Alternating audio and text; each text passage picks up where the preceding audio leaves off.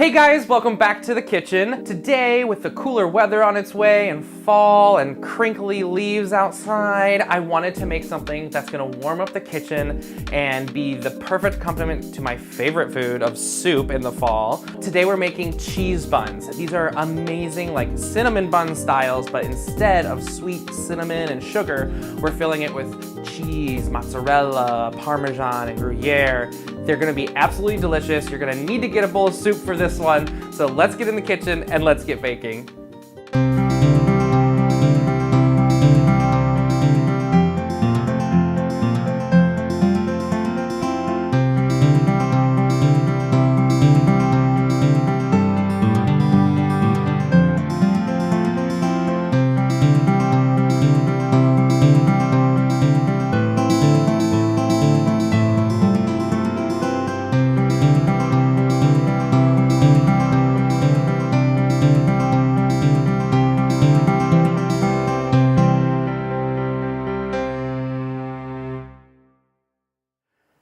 For this, I wanted to sort of get you guys acquainted with starters, which are kind of like a precursor to sourdough bread making. You're gonna take 1.25 cups of flour. You can use all-purpose flour for this.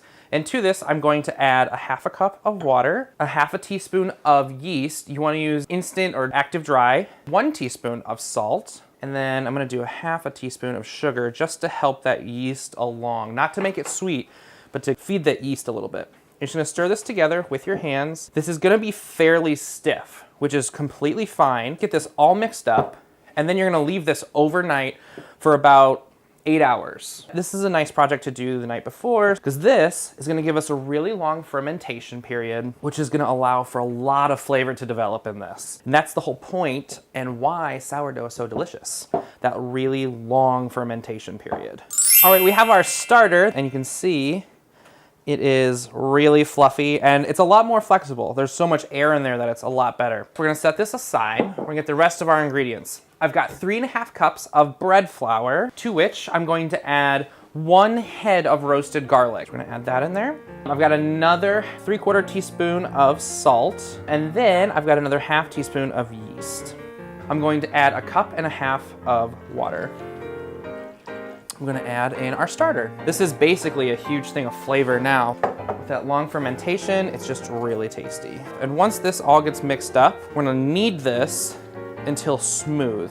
This is a great way to introduce sourdough because sourdough takes a long time with a starter that uses natural yeast. It doesn't use any instant yeast, active dry or fresh or anything like that. So this gives you a nice way to sort of feel out how yeast will work over a long period of time with that starter. Dump this out. Now we get to knead for like 15 minutes. It's gonna start out shaggy and then get real smooth. Okay, our dough is nice and silky. It went from that shaggy mess over to this. So we're gonna let this proof for about 2 hours until it's doubled in size, covered at room temperature. It looks like our dough is nice and proofed, so let's take a look. It is very large and in charge. Turn this out onto a floured board and roll this out just like we would cinnamon rolls, actually. It's all airy, I love it. We wanna make this a big rectangle. I look for dough to be about 1/2 inch, 3/4 inch thick. And I try to be a little bit more gentle with this to not knock out all of the air. Use a rolling pin just because it makes it a little bit more even. And once it's to a good size like this, nice good rectangle. So now I'm just gonna add a little bit of water, just enough to help the cheese stick. I've got about 1.5 to 2 cups of mozzarella. I've got 1 cup of Gruyere, and I've got 1/2 cup of Parmesan. You can do whatever kind of cheese you want. I find that these cheeses complement each other really, really well. I actually love making this one for French onion soup, because in French onion soup, you have that Gruyere or Swiss on top that just is divine. It's gonna look like a lot of cheese, but remember, this will all kind of mash down. And I try to get it all the way to the edges.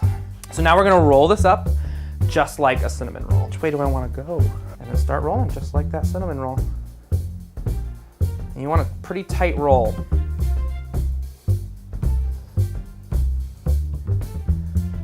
Just like that.